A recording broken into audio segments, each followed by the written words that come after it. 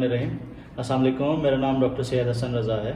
आज हम माइग्रेन को डिस्कस करेंगे। माइग्रेन एक ऐसी बीमारी है जो हमारी रोज़मर्रा ज़िंदगी को बहुत ज़्यादा डिस्टर्ब कर देती है। तो माइग्रेन के जितने भी पेशेंट्स हैं उनके लिए आज चंद चीज़ें हैं जिनको मैंने यहाँ पे डिस्कस करना है। अगर वो उन चंद चीज़ों से अवॉइड करें तो वो अपने माइग्रेन के ये जो बार बार अटैक्स होते हैं उनको उससे बच सकते हैं, वो कम से कम होंगे।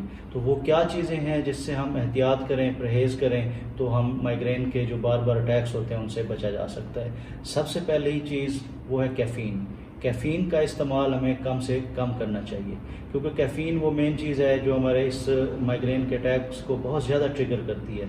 कैफ़ीन किस चीज़ में होती है? हम अगर कॉफ़ी का बहुत ज़्यादा यूज़ करते हैं, चाय का बहुत ज़्यादा यूज़ करते हैं, या फिर हम चॉकलेट्स यूज़ करते हैं, तो इनमें कैफ़ीन की मिकदार बहुत ज़्यादा होती है। तो ये जितने भी पेशेंट्स हैं माइग्रेन के, उनमें ये माइग्रेन का पेन ट्रिगर कर देती है।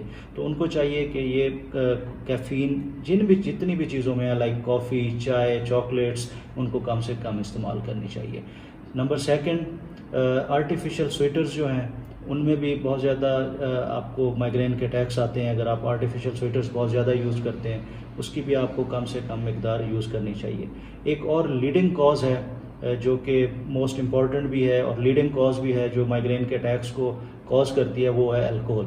एज अ मुस्लिम सबसे पहले एज अ मुस्लिम हमें अल्कोहल यूज़ ही नहीं करनी चाहिए, लेकिन कुछ ऐसे लोग होते हैं जो अल्कोहल बहुत ज़्यादा इस्तेमाल करते हैं, उनमें माइग्रेन के अटैक्स बहुत ज़्यादा आते हैं। और एक स्टडीज़ के मुताबिक तकरीबन 35% ऐसे लोग हैं जो अल्कोहल का यूज़ करते हैं और उनमें बहुत ज़्यादा माइग्रेन के अटैक्स पाए जाते हैं। इसके अलावा रेड वाइन का इस्तेमाल जो लोग करते हैं उनमें 75% माइग्रेन अटैक्स ज़्यादा आते हैं।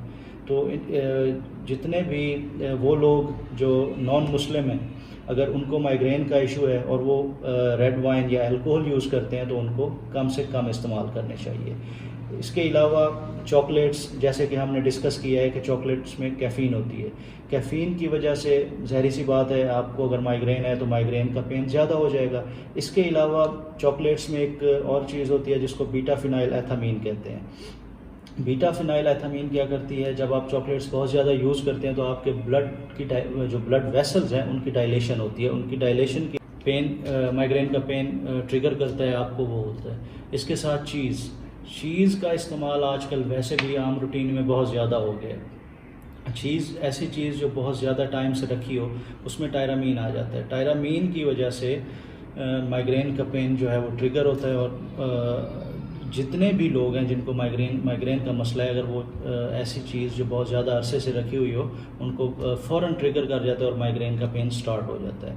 इसके अलावा पिकल्स, अचार, जो जितने भी लोग हैं जिनको माइग्रेन का इशू है, अगर वो ज़्यादा मकदार में अचार का इस्तेमाल करते हैं तो उनमें भी पेन ट्रिगर कर जाती है।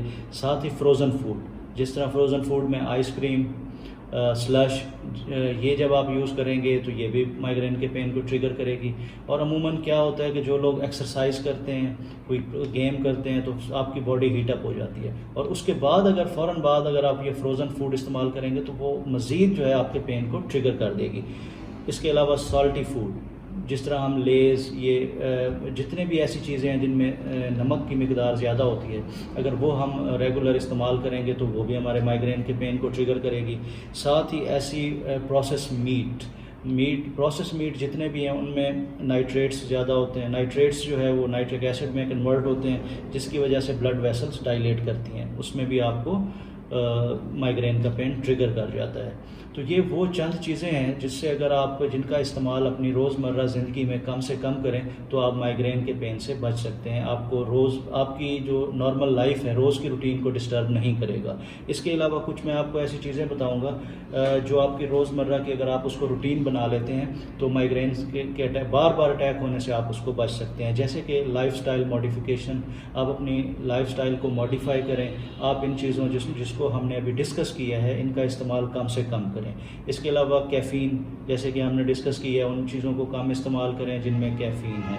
उसके अलावा डेली आपकी नींद पूरी होनी चाहिए, 7 से 8 घंटे की नींद होनी चाहिए, ताकि आप की बॉडी फुली रिलैक्स हो और आप प्रॉपर आपकी नींद होगी तो ज़ाहिर सी बात है वो भी आपकी माइग्रेन के बार अटैक्स आने से रोकेगी। उसके बाद आपने अपनी जो स्ट्रेस को कम करना है, उसके लिए आप एक्सरसाइज करें, योगा करें। ये